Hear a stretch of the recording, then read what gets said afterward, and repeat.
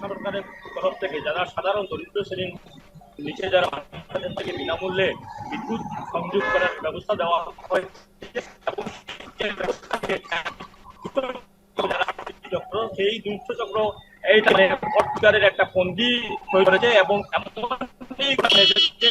কাটিগড়ায় পোস্টা মন্ডল সভাপতি নিরুপম নারায়ণ জলের কাছে বিরুদ্ধে এমন অভিযোগ উঠেছে একজন মহিলার কাছ থেকে 500 টাকা দাবি করেছিলেন, কিন্তু পরবর্তীতে মহিলা 1000 টাকা দিয়েছেন এবং 500 টাকা দিতে পারেননি। 500 টাকা সেই মহিলাকে বিদ্যুৎ কানেকশন দেওয়া হয়নি এবং মিটার দেওয়া হয়নি এমন অভিযোগে এই মহিলা সোচ্চার হয়েছেন এবং তিনি হয়েছে। কেননা বিগত দিন দেখা গেছে বিভিন্ন সময়ে স্থানীয় যারা ভুক্তভোগী যারা তারা কিন্তু বিষয়কে দ্বারস্থ হয়েছেন এবং আমাদের কাছে যারা প্রতিক্রিয়া ব্যক্ত করেছেন যে এরকমের কোন দুর্নীতি সরকার না বা তিনি অবস্থা তিনি একদম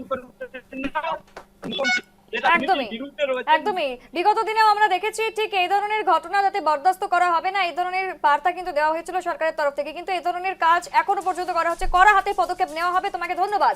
আমাদের সঙ্গে মান্তু ছিল এবং কড়া হাতে কিন্তু পদক্ষেপ নেওয়া হবে এমনটাই কার্যত আশ্বাস দেওয়া হয়েছে প্রশাসনের তরফ থেকে।